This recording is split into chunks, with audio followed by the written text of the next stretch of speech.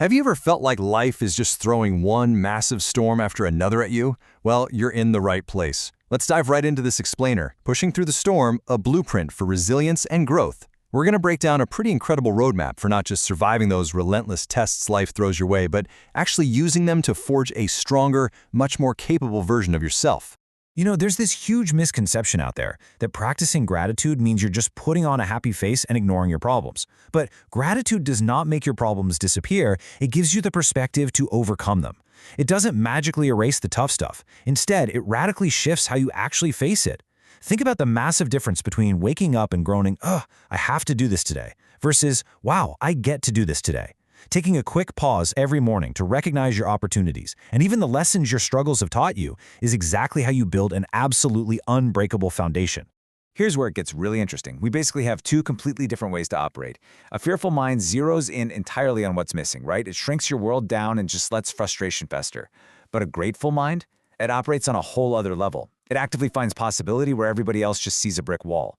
Life is absolutely going to test you with sudden losses and huge curveballs. But those experiences aren't there to destroy you, they're literally designed to develop you. So, that brings us to Phase 1, Forging True Resilience. Steel is forged under intense heat. Diamonds are formed under immense pressure. Honestly, we tend to look at highly successful, resilient people and just assume, oh, they were born tough. But actually, scratch that. Resilience isn't something you're born with. It is actively built. Think about it. Nothing incredibly strong is ever created in a comfortable, easy environment. So that pressure you're feeling right now, it's not a sign that you're failing. It's the exact mechanism being used to prepare you for tomorrow's opportunities. Moving right along to Phase 2, the mind-body connection.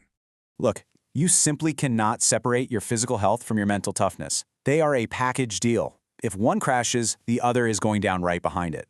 We've been so conditioned to think that rest is the enemy of the hustle, but biologically, moving your body daily, fueling up with good food, getting actual, real sleep, and just taking a second to breathe, that's what recharges your brain.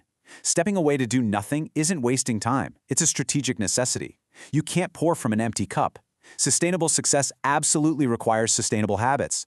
Rest is what makes true, high-level productivity even possible. Next up is Phase 3, Curating Your Growth Environment. You could plant the absolute best seed in the world, but if the soil is toxic, no way, it's not going to grow. Everything surrounding you is your soil. The ambient conversations in your office, the endless media feeds you're doom scrolling through, the people you hang out with, even your physical workspace. You have to be relentless about weeding out distractions. Surround yourself with people who actually challenge you to level up. You've got to build an atmosphere that actively supports your goals, rather than passively tearing them down. I really want you to ask yourself this question right now. Just pause and be honest. Does my environment encourage my growth, or does it distract me from it? Seriously, are the people you spend the most time with pushing you to become the highest version of yourself? Or are they just keeping you comfortable? Your environment is kind of like an invisible hand guiding your future. And hey, a massive part of fixing that environment is dropping the comparison game altogether. Stop comparing. It is a total trap. When you constantly compare yourself to everyone else, trying to be a carbon copy of someone else's highlight reel, you are literally stealing your own confidence, your creativity, and your joy.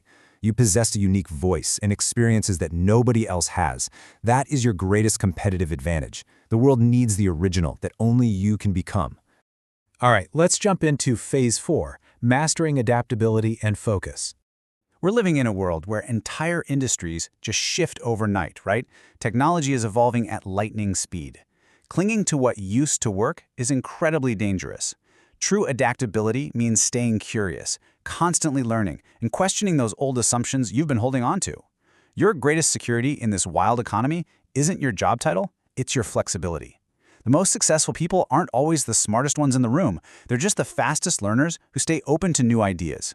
Think about the stark difference between these two states of mind. We live in an era of endless noise. On one hand, you have scattered attention, getting constantly hijacked by notifications, entertainment, and everyone else's loud opinions. That is a one-way ticket to completely average performance. But deep work, giving your full, undivided attention to the one crucial task in front of you, that's what creates the extraordinary. Where your focus goes, your future follows. Innovation begins where comfort ends. Growth begins where excuses end. Taking a calculated risk doesn't mean you're jumping out of a plane without a parachute. It just means you trust your own preparation enough to step into the unknown. The biggest regret people have later in life is rarely that they failed. It's looking back and wondering what might have happened if they had just tried. Which brings us to our final pillar, Phase 5, the power of consistency. Success is built in ordinary days. You know, all these mindset shifts and grand plans, they don't mean a thing without this one final ingredient. Extraordinary lives are not built in dramatic movie montage moments. They're built on those unglamorous, quiet, frankly boring days when you're exhausted, nobody's clapping for you, and discipline just has to take the wheel because motivation is long gone. Motivation is just a feeling, and feelings fade. Discipline is a choice.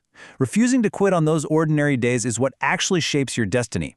When it all comes down to it, shaping your future centers around a massive, singular focus on the number one. It's not some crazy magic trick. It's just the unyielding repetition of one. One more email, one more rep, one more focused hour. It's one single decision repeated thousands upon thousands of times.